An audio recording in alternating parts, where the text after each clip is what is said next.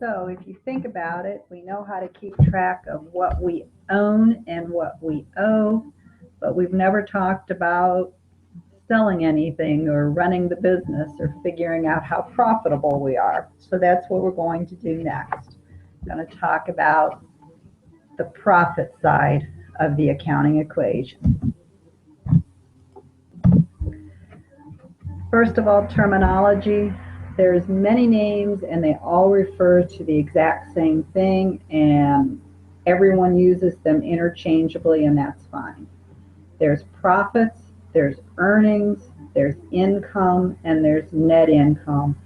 All those mean the same thing. It's kind of the final amount you've got left over after you sell your items and you pay all your business expenses, the amount you have left over that you made from your business.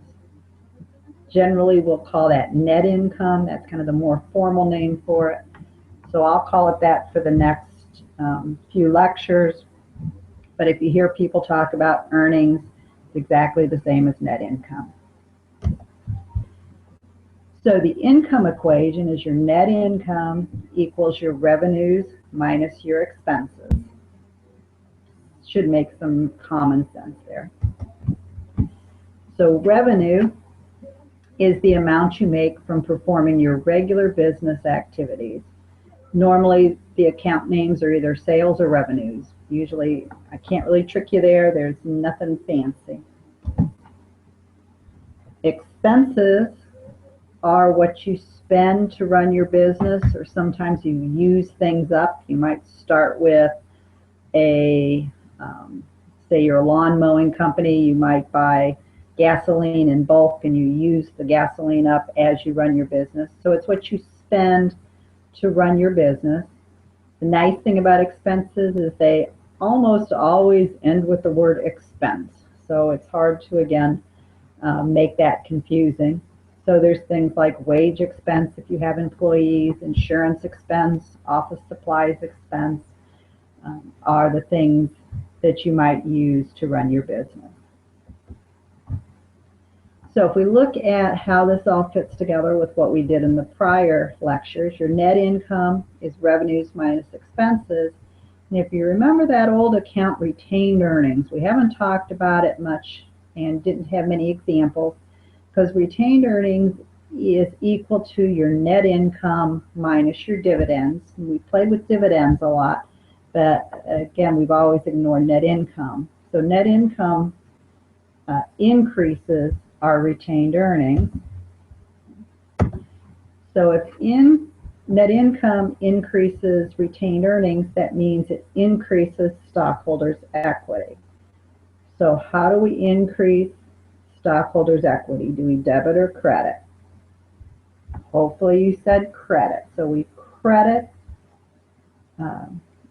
Credit is going to increase stockholders' equity.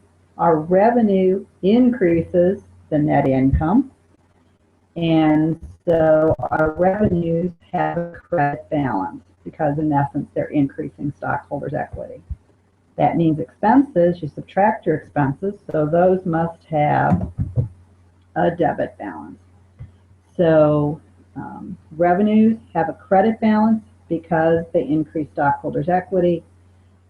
Expenses are debit accounts. To increase those, you debit them because they decrease stockholders' equity.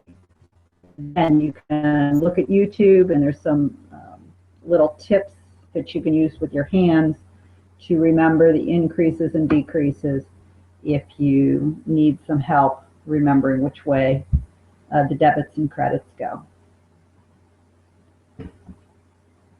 So an example journal entry. You own a plumbing business.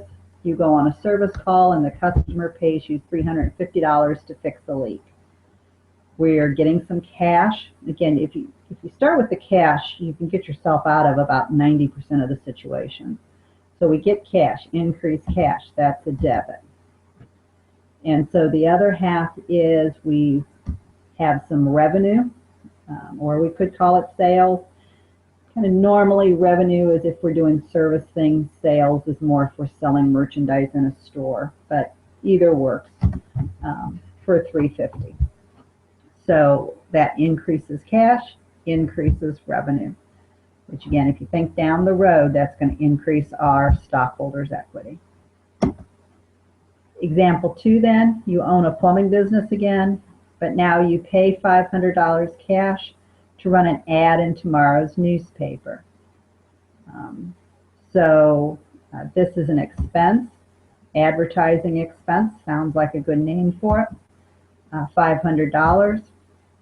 We spend the cash, again the cash of $500. If you wanted to write the cash first, that's fine. Just make sure you do it on the second line and you indent it, and then do the advertising expense as the debit on the first line. The nice thing about revenues and expenses is we almost always increase it. Unless we make a mistake, we're always increasing revenues and increasing expenses. So that means you're almost always going to credit revenues and debit expenses. Now, not in the same journal entry, but when you are having sales, you're going to credit those. When you incur an expense, you're going to debit those. So again, if you ever get stuck, that's a nice little thing to remember. So now you get to put it all together. There's not much more I can do. So see what you can work through on the next set of journal entries.